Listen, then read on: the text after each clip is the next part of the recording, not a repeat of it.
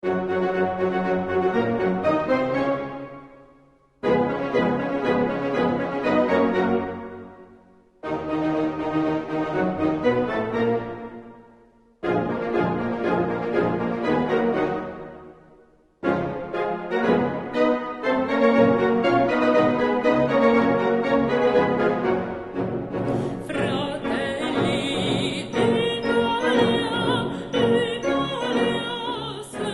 jour de la fête nationale italienne, c'est un plaisir pour moi m'adresser à la communauté italienne et aux amis belges pour fêter ensemble la fête de la République, même dans les conditions particulières dans lesquelles l'émergence sanitaire nous a forcés. La lutte contre le Covid-19 nous a empêchés d'organiser la réception traditionnelle que tous les années on a auprès de l'ambassade. À Palazzo Avenue Le Grand, plus que 400 invités dans une réception très élargie peuvent fêter ensemble. On a les représentants de la communauté italienne, des associations, les étudiants, les professeurs, les stagiaires, à côté des amis belges, donc des représentants de la Maison royale, les représentants des gouvernements fédéraux et régionaux, les représentants des institutions européennes, et tous ensemble, on peut rappeler les valeurs de la République auxquelles l'histoire de l'Italie s'est aspirée du deuxième après-guerre jusqu'à nos jours. Le 2 juin 1946, le peuple italien a été appelé à choisir la forme d'État à donner à l'Italie. La majorité a opté pour la République.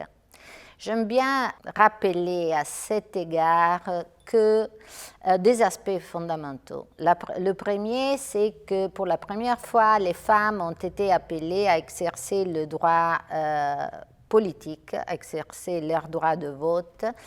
Et justement, on a fait beaucoup de progrès de cette date en Italie comme en Europe. Les femmes sont dans les positions prééminentes dans tous les secteurs politiques, économiques, scientifiques et culturels. Mais le chemin est encore à monter. Et en tant que premier ambassadeur femme en Belgique, je ne peux qu'être sensible à ces questions de genre. L'autre aspect fondamental, c'est le travail admirable qui a été fait par nos pères constituants. L'Assemblée constituante italienne a donné vie à une constitution qui incarne une synthèse admirable entre les valeurs et les idéaux des familles politiques italiennes qui ont combattu contre le fascisme, des familles politiques qui étaient très différentes si on pense aux communistes et aux chrétiens démocrates. Et c'est cet exemple des pères constituants que peut-être aujourd'hui va rappeler parce que on devrait encore le suivre, en Europe en particulier, où vraiment on doit abandonner cette opposition entre égoïsmes nationaux et arriver à des médiations au plus haut niveau et qui dépassent donc les compromis au plus petit commun dénominateur auquel on s'est malheureusement habitué. J'ai l'impression que l'émergence sanitaire et économique a donné cette conscience à tous les États membres, mais surtout aux institutions européennes qui l'ont démontré dernièrement, même avec tous les instruments qu'ils ont mis à disposition de la relance économique et en particulier avec le Fonds de reconstruction européenne.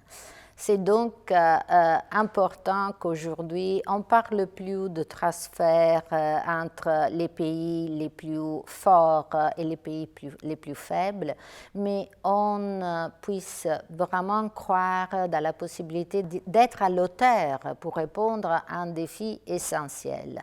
Éviter qu'une crise symétrique puisse se transformer dans une crise asymétrique, que les divergences économiques ne soient plus récomposables dans le cadre de la zone euro, que le marché unique soit fragmenté.